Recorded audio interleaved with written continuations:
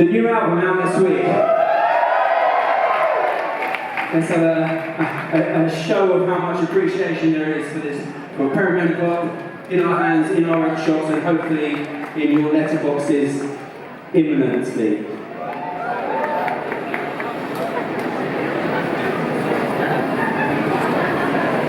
Right, let's see if I can do this. Turn the computer on. So we've had loads of questions submitted, literally hundreds. Before we go through them, I just want to say there's some young ones here, and I just want to make sure that Jason Gibson is your kid here. Yeah, okay, I've got a wave there. And Olivia and Esme, are you in there? Okay. You don't need a mic. Okay, we'll come back to you. And Dolce, is it Dolce or Dolce? Okay, good. All my three key questioners are in the room, so we'll come back to that very soon. We're not quite there yet. How are you enjoying the circuit? Can you all see the stage? Yeah? Good, I'm glad. And it feels like a venue fit for a pop queen like Sophie Ellis-Bextor, so it's very excellent to have that in the room. I'm stalling. I think we're about there. Everyone got that? Yeah! I think she'll need to hear a bit more on that. Welcome back to the stage.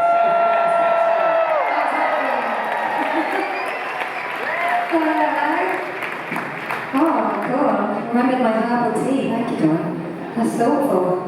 I wish I was as thoughtful to do that. Here we are, the new record. There she is. Kingston, Perimenopop, Kingston.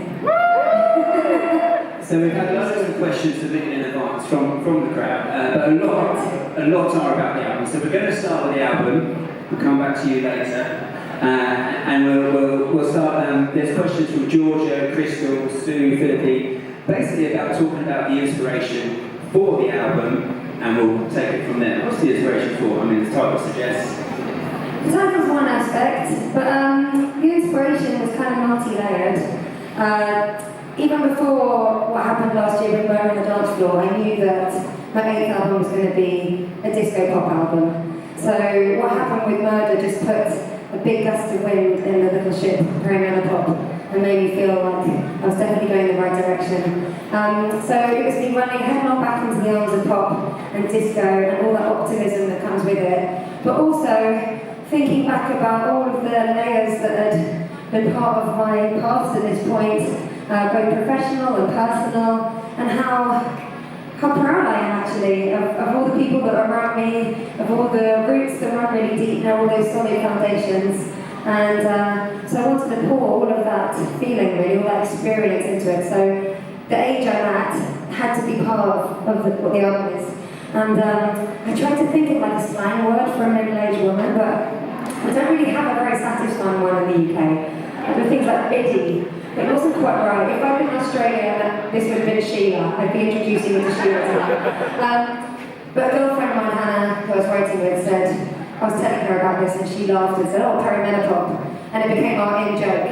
And then I was like, blimey, Hannah, I'm going to go for it. I think that's our album title. And she was like, oh, are you sure? I was like, actually, yes. And the closer it got to release, the more emboldened I felt by giving myself permission to be exactly who I am and where I'm at. It's been incredibly, freeing.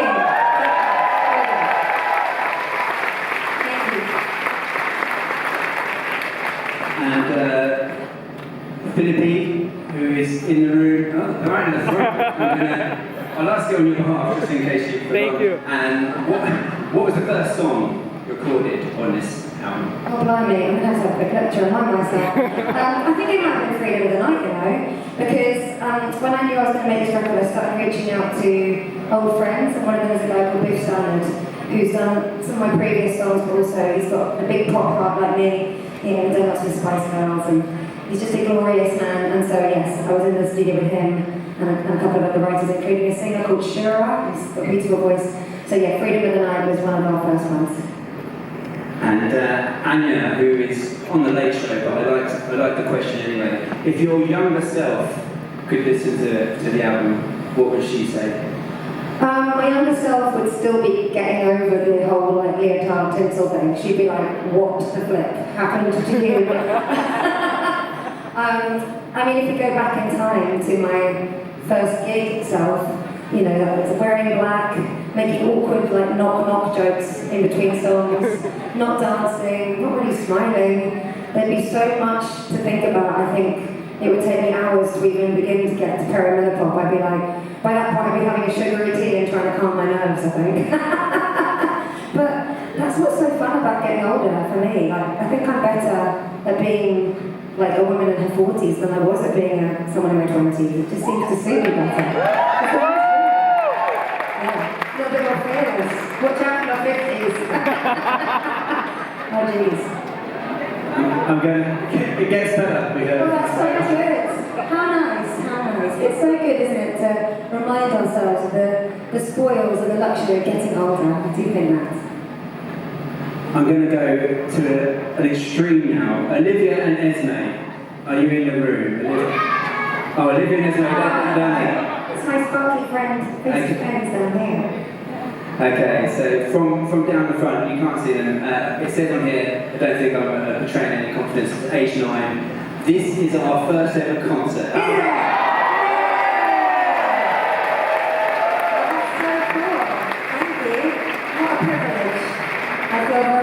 Very sweet about that, thank you. Are you having a good time? Come some more. Make it a regular thing. So this is their first ever concert, and what a high bar. That's really good. I don't think we all had concerts as good as that as our first one. What was yours, is their question? You won't recognise the answer I'm about to give because I was 9 as well, and it was my dad's influence, and it was Pink Floyd. I don't even know what that sound meant, actually. It was a mixture of, that's cool, and also a weird choice. It was actually amazing, but now it's cool. But when I was 9, there was no ribbon dancing. There was There were some really cool nights. My dad's such a big fan. My first gig at 9, my second gig at 11, also Pink Floyd. What was yours? Is that interest? Oh, I went to the Grey Horse underage. Am I allowed to say that? And it was an old crusty punk band called Do the Moog. And then I fell in love with Blur, and that was my first real concert. Okay. Blur changed my life. And then I went and saw you at Glastonbury in '95. No way. Yeah. Oh, okay. You're younger than you think it was 97. That's cool though. Right, we'll stick with another youngsters before we go. Oh, yes, please. Mabel, who is 8 years old. I think we've got Mabel waving over there. Oh, hello. How you doing? Mabel says she'd like tips on your makeup style. It's also Mabel's first gig tonight as well. And I don't know if we can get any lights on there, and I've got a busy LD, but she is wearing one of your old dresses. Oh, Mabel, did you get that? Look at that. Oh, yes, you are. I recognise it. Wow, it fits you so. What was I doing wearing a dress that didn't fit an 8-year-old? That's a shocking state. Mabel, you wear it. It looks bloody brilliant on you. And how amazing to have first gigs here tonight. That's so sweet. At some point in the future, someone's going to ask you what your first gig was, and I hope all 3 of you don't wince before you say my name. Sorry, you asked for tips on makeup. You know what? You don't need tips. Look what you've come out wearing. You know how to find fun. You know how to do something that celebrates your good self. And you know what? With makeup, I just love. It doesn't really matter if you get it wrong. It's just fun and it's transformative. And I have way too much of it. Way too much. It's so playful. I love it. Nice. Thank you for wearing my frock. You look so good in that. So sweet. All right, we've gone through the album. We've gone through the first concerts. Now we're going a bit off the radar. Good. Okay. It's a live sheet in front of me and it keeps changing around. Okay, Katie Murphy. Are you in the room? Katie Murphy asks, this is important, if you could invite 4 people, past or present, I presume that means living or dead, but living would be better, living to dinner, who would they be and what would you be eating? Oh wow. Okay. Well, so I'm not boring. I'll go for people I don't know because obviously friends and family usually find something with that. So we're going to start with Julie Andrews just because. Can you imagine? First of all, super camp, but also she'd be just so lovely to sit and listen to talking about making Mary Poppins, Sound of Music. And then I think you'd have to have a musician like, do you think I should get Bowie and Prince? It's got to be one of them, hasn't it? Prince. Do you think he'd be that chatty though? I feel like he wouldn't even want to make eye contact. I think I'm going to go for David. He just seems a little bit more relaxed. And I think him and Julie, I think they'll actually have some fun. Then I think you need someone funny. A good comedian would be good. Well, can they count as one if I have Flight of the Conchords? They'd be fun, wouldn't they? And then I need someone else fun. I'm trying to think who would really mix things up a little. God, my mind's going very weird. I was like, Ursula the Sea Witch? Come on. Actually, yeah, why not? She's got a great song. Ursula the Sea Witch. She's, just having a baddie would just really spice it up a little bit. And I feel like Julie can put her in her place. Oh, what are we eating? That's a nice dinner party. Fish and chips, it's fine. Fish and chips. Which would be awkward for Ursula as an actual sea creature. Actually, maybe that's the way to get rid of her. You're like, do you like some fish? You're like, oh my word, I'm leaving. Paul Springer asks, which of the tracks you recorded takes you to your happiest place? Well, not trying to be twee, but the whole point of this record was to take me to a happy place. Music's such a tonic for me anyway, and I think if I'm feeling a little bit blue or uncertain or down about things, the music is like a little invisible cape I put on that makes me walk a bit taller. So the whole point of this record, very selfishly, was to provide me, one of the authors, with the tonic to feel happy actually. So that's it. That's why I made it. I'm so tired of the secrets. I did mention Dulcie. I'll do Dulcie and then we're going to do a couple of questions in the crowd. Dulcie, was it Dulcie or Dulcie? Sorry. Dulcie, where's Dulcie? D-U-L-C-E? Yeah. Yeah, my sister's that. I can't see Dulcie, it came from over there. There we are, top of the stairs. Top of the stairs. Oh, I need to find Dulcie's question, I'm sorry. Dulcie. Help focus spell. There we go. Dulcie, age 9 again. This is really great. Dulcie, is this your 80th gig? Be a veteran, come on. Dulcie asks, what advice would you give to anyone wanting to be a singer? Oh, what advice? Well, first, I presume you don't mean necessarily for a day job. The lovely thing is you can carry music with you wherever you go, can't you? But I think, what advice would I give? I suppose if it is as a creative day job pursuit, I think it's about being open to opportunities and getting a really good little family around you, because then all the highs and lows become just part of something you can all share. I think for me, the thing that's really helped the most is who is there to share it with me, all the good times and the bad. So yeah, surround yourself with good people, Dulcie, and you'll be alright. And whoever has called you to this gig is the people surround you. That's really cool, brilliant. Yeah. And we've got a roaming mic down here, and we are into the crowd. We're off-piste. Hello, Sophie. Hi. I'm everything. Oh, hello, Sophie. Hello. It was lovely to meet you Saturday. Thank you for being so gorgeous with me. I was listening to the album when I went for a run after. Heart Sing was really speaking to me, because I told you about my mum. I remember, yes. And there were some lyrics in Heart Sing that actually made me start crying. I wanted to know what's the story behind the song, please. Well, firstly, I remember meeting you, so it was lovely to speak to you about your lovely mum. And oh yeah, Heart Sing.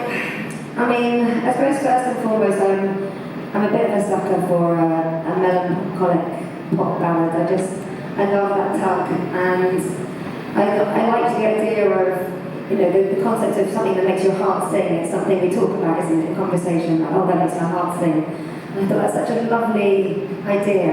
But also, I think sometimes when you're experiencing heartache or loss, you do feel like the world has lost its glow. And I suppose the first inspiration is a romantic love, but absolutely grief can introduce you to that feeling of monochrome and all the things you normally get excited about, just thinking, well, what's the point? But I do believe, slowly but surely, you start to regain your hope. And for you, when we get to the spring and you see all the new little buds on the trees, that's when you'll remember, like, spring always comes again. The seasons always change, but yeah, I do feel for you. And I hope it was alright that it made you feel sad, because sometimes music's quite good like that, to give us a little bit of a catharsis. I think that's a good feeling sometimes.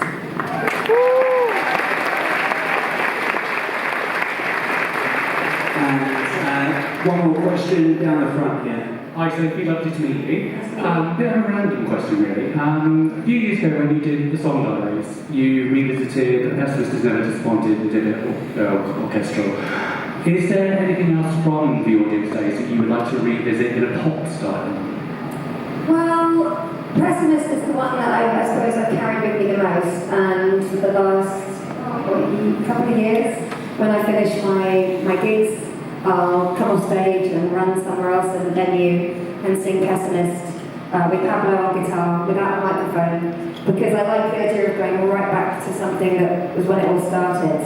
And I think that's the song of the audience that I think really sums up what our sort of musical ethos was about. But there were loads of good songs on that album actually. And I say that completely objectively because I wasn't a writer, so I just listened back to it and think, oh. But as for It's Here and Now, if I'm honest, I feel like I've involved it about the right percentage of where I'm at with it. So enough to give it flowers, but I'm too busy facing this way to do more of that way. Yeah. That was the future, by the way. It wasn't 1995. Okay, ladies and gents and everyone in between, I think that's all we've got time for right now. I'm sure we can hear that. And you